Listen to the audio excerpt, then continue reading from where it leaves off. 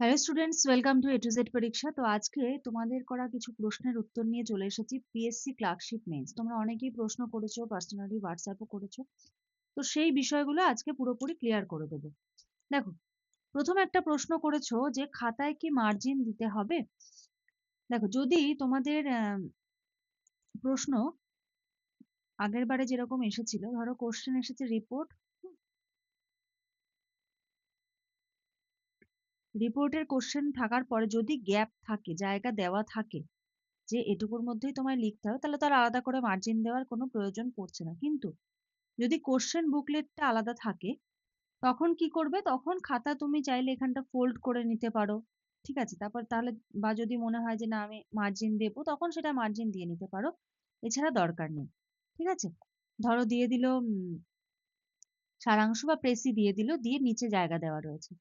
তো সেক্ষেত্রে তোমার মার্জিন টানার প্রয়োজন নেই।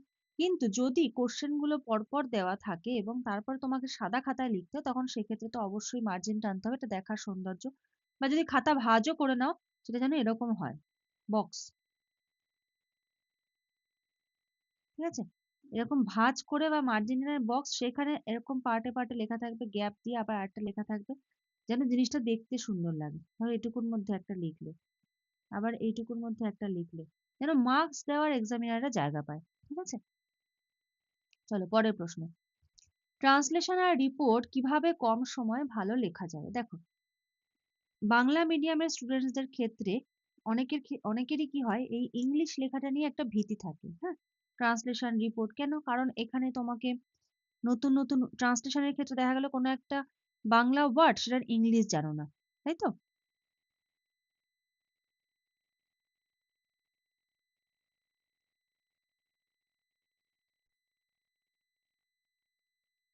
জানা নেই। বা রিপোর্টের ক্ষেত্রে কোনো একটা জিনিস তুমি বাংলায় ভাবছো, কিন্তু সেটাকে ইংলিশে লিখতে গেলে তখন ভাবছো যে এই শব্দটার ইংলিশ কি হবে। তো এই যে একটা সমস্যা, এই সমস্যাটা সমাধানের জন্য তোমাদের কি করতে হবে? ধরো তুমি যখন পুরো প্যাসেজটা পড়ছো, ফর ট্রান্সলেশন আগে বলছি, পুরো প্যাসেজ পড়ছো,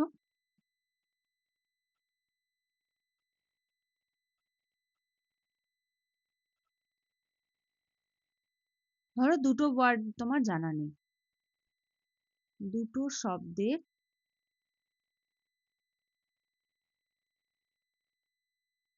ইংলিশ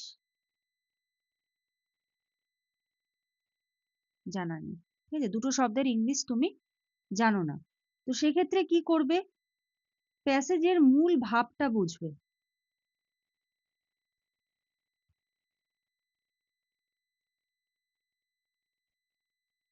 মূল ভাব বুঝে কাছাকাছি কোনো শব্দকে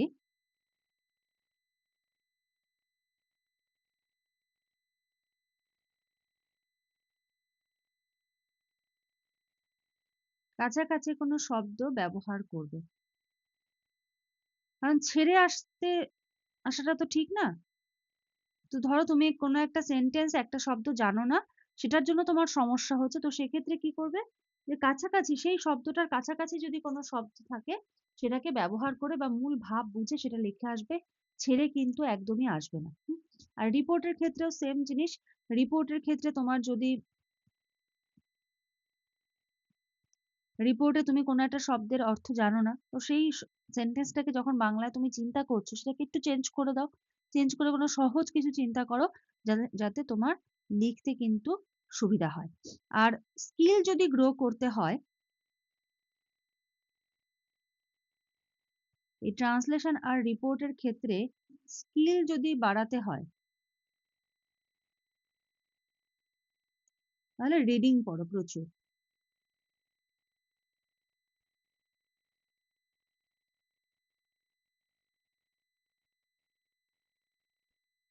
ঠিক আছে? নিউজ পেপার পড়া তো খুবই ভালো, তোমরা নিউজ পেপারও পড়তে পারো।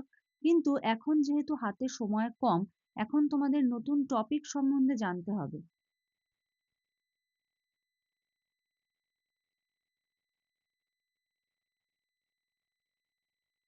যেগুলো পরীক্ষায় আসার মতো।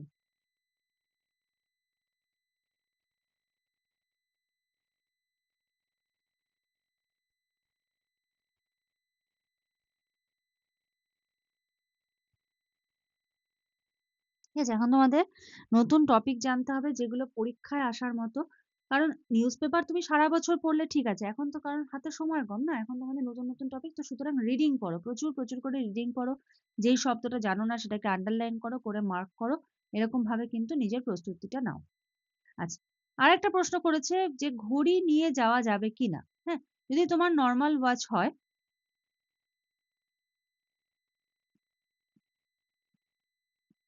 তাহলে অ্যালাও করে। এখন জানার নেই যে এবারে কি করবে। তাও ঘড়ি তো পড়েই যাবে। আর ডিজিটাল কোনো কিছু অ্যালাও নেই।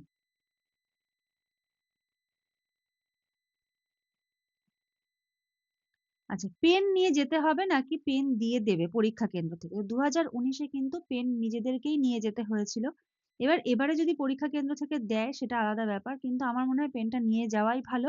বাকিটা পরীক্ষা কেন্দ্রে কি হলো না হলো সেটা সেখানে গিয়ে ডিসাইড করবে। কারণ নিজের বাড়িতে একটা স্মুথ পেন দিয়ে লেখা আর একটা নতুন পেন দিয়ে লেখার মধ্যে কিন্তু অনেক, অনেক, অনেক পার্থক্য। ঠিক আছে? সুতরাং প্রত্যেকে বাড়িতে পেন দিয়ে আগে লিখে খুব ইম্পোর্টেন্ট এই পার্টটা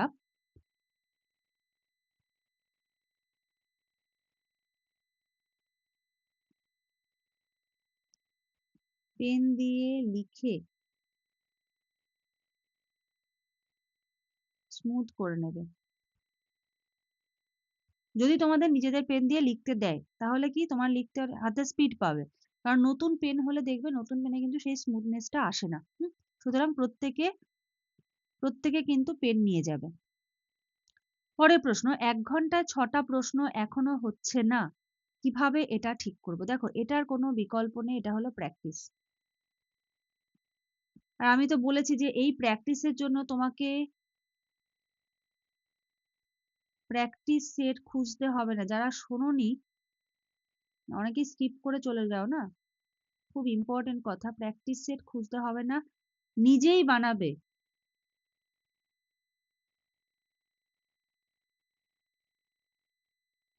যত ইচ্ছা। মানে তুমি এত প্র্যাকটিস সেট বানাতে পারবে, হয়তো তুমি অতগুলো কমপ্লিটও করে যেতে পারবে না পরীক্ষার আগে, তুমি এত প্র্যাকটিস সেট বানাতে পারবে। তো কিভাবে প্র্যাকটিস সেট বানাতে পারবে আমি তোমাদের বলে দিয়েছিলাম।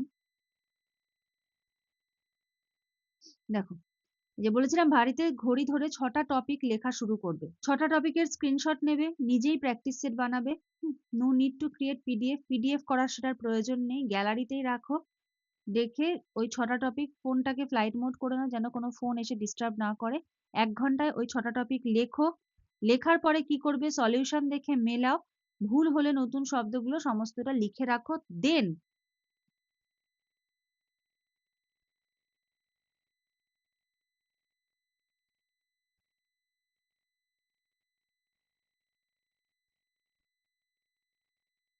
ডিলিট করে দাও। নেক্সট, স্ক্রিনশট নাও। ঠিক আছে? তাহলে এরকম করে যদি তুমি করো তুমি কিন্তু প্রচুর, প্রচুর কিন্তু প্র্যাকটিস করতে পারবে। আমাদের এখানে দেখো উইথ সলিউশন তোমরা কিন্তু পিডিএফ পেয়ে যাচ্ছ প্রিন্টেবল, রিপোর্ট, প্রেসি, প্রচুর, প্রচুর। মানে তুমি যদি মনে করো আমি রিডিং পড়বো কদিন বেশি, বেশি করে, তার জন্য যথেষ্ট ম্যাটেরিয়ালস কিন্তু আমরা প্রোভাইড করছি। একদম রিডিং পড়ে যাও, নতুন, নতুন শব্দ প্রিন্ট করে নাও, নিয়ে মার্ক করে, করে পড়ো। প্রতিবেদন, সারমর্ম, বঙ্গানুবাদ, ট্রান্সলেশন, প্রেসি, পিওয়াইকিউ এর সলিউশন। ঠিক আছে? ক্লার্কশিপ আর মিসেলেনিয়াস এর পিওয়াইকিউ এর সলিউশন আর নতুন যে সমস্ত আপডেটেড টপিকস দেওয়া হয়েছে দেখো, দুয়ারে সরকার, পাঞ্জাবে বন্যা, বইমেলা, শিশুদের মোবাইল আসক্তি, অনলাইন গেম, দেন দেওয়া হয়েছে কৃত্রিম বুদ্ধিমত্তা, হস্তশিল্প মেলা, নারী স্বনির্ভরতা, নেপাল জেনজেড, ইথিওপিয়ার ভূমিকম্প, এগুলো হলো কারেন্ট একদম দেওয়া হয়েছে। তারপরে ধরো যদি ইংলিশের ক্ষেত্রে দেখো, ইংলিশে কিন্তু এই রিপোর্ট গুলো কারেন্ট দেওয়া হয়েছে এবং আরো তো অনেক আছে সমস্ত পিডিএফ ফরম্যাটে। দেখে নাও কি কি আছে। New industrial zone planned in Howrah, boosting tourism. এবার এগুলো কি? এগুলো তোমাকে রিডিং পড়ে যেতে হবে।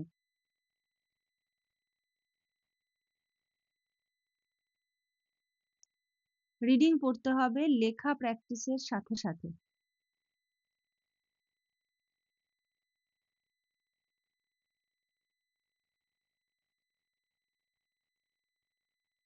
ঠিক আছে?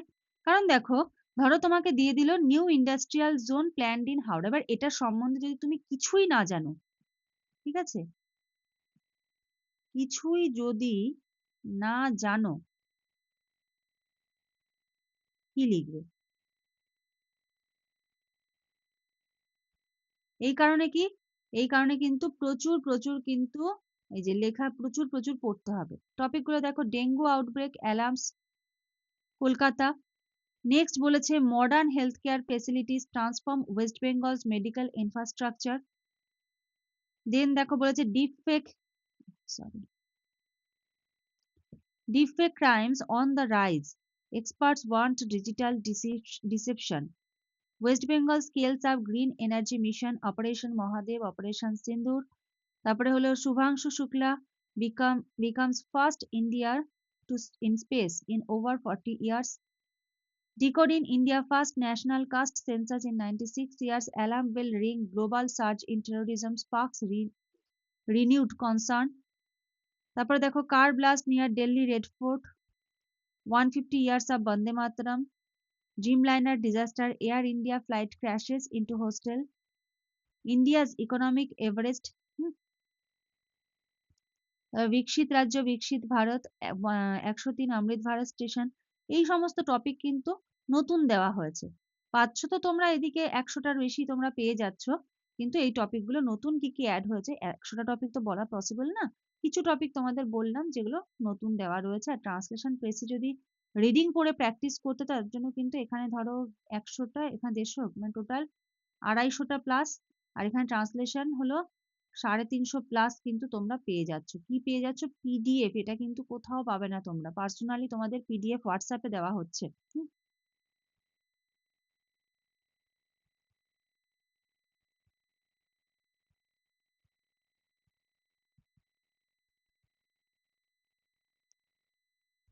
ঠিক আছে, আচ্ছা চলো পরে তোমরা যে প্রশ্নটা করেছো সেইটা একটু বলি।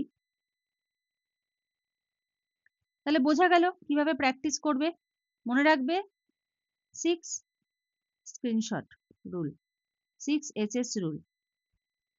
আচ্ছা, দুটো কালি ব্যবহার করা যাবে। দেখো হাতে সময় খুব কম, একটা কালি ইউজ করো। হুম,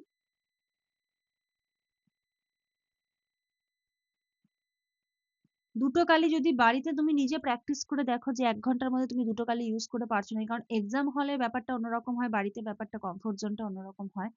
ঠিক আছে, চেষ্টা করো একটা কালি দিয়েই লিখতে, কারণ ওই বারবার পেন চেঞ্জ করতে গিয়ে কি হবে, ওতে সময় নষ্ট হবে। ঠিক আছে, আচ্ছা, রিপোর্ট বা প্রতিবেদনে হেডলাইন আন্ডারলাইন করতে হবে না, একদমই না। ঠিক আছে, হেডলাইন কোনো রকম আন্ডারলাইন কিন্তু করবে না। সারাংশতে কি বক্স করা থাকবে? দেখো আগের বার ছিল না বক্স করা, এবার পিএসসি এবারে কি করবে বলা যায় না। তো সারাংশ কি করবে, তোমাদের তো 1/3 লিখতে হবে, খুব একটা বড় সারাংশ দেয় না, তো ওয়ার্ড কাউন্ট করে 1/3 দেখবে কতগুলো শব্দ হচ্ছে। যদি বক্স দেয় তো তার মধ্যে ছোট ছোট করে লেখার চেষ্টা করবে। ঠিক আছে, বক্স থাকলে তো ব্যাপারটা এরকম থাকবে, এরকম থাকবে বক্স করা। ঠিক আছে, ধরো 1 2 3 4 5, হ্যাঁ ধরো দেখো 5, 10, 15, 20, 25, 30, 35, 40 এরকম থাকবে। এবার তুমি ধরো লিখলে, যে তুমি দেখলে তোমার 20 শব্দের মধ্যে লিখতে হবে। এবার তুমি একটা একটা করে শব্দ এখানে লেখো। এবার ধরো এইটুকু লেখার পরে তুমি একটা কমা দেবে, এখানে একটা কমা দিয়ে দিলে। আবার এইটুকু লেখা হলো, ধরে দাড়ি হবে, এখানে দাড়ি দিয়ে দিলে, যেখানে শেষ সেই খোপে দাড়ি, পরেরটা এখান থেকে শুরু করবে। ঠিক আছে, এরকম করে লিখতে শুরু করবে। আচ্ছা, নেক্সট, তাহলে আজকে হলো এই 8টা প্রশ্নই ছিল। এছাড়া যদি তোমাদের কোনো কোয়ারিজ থাকে তোমরা অবশ্যই কিন্তু কমেন্ট করে জানিও, হ্যাঁ, যে তোমাদের কি কি প্রশ্ন আছে, চেষ্টা করব সেগুলোর সলিউশন করে দেওয়ার। আজকে কিছু গুরুত্বপূর্ণ কথা কিন্তু তোমাদের বলে দিলাম। যদি হেল্পফুল মনে হয় তাহলে অবশ্যই লাইক করে দিও, আর যদি আরো কোনো কোয়ারিজ থাকে সেটা অবশ্যই জানিও। আর পিডিএফ যদি প্রয়োজন হয় তাহলে স্ক্রিনে দেওয়া নাম্বারটায় যোগাযোগ করো পিডিএফ এর জন্য। আজকের মতো শেষ করছি, নেক্সট ক্লাসে আবার দেখা হবে, কথা হবে। আজকের মতো এইটুকু, থ্যাংক ইউ।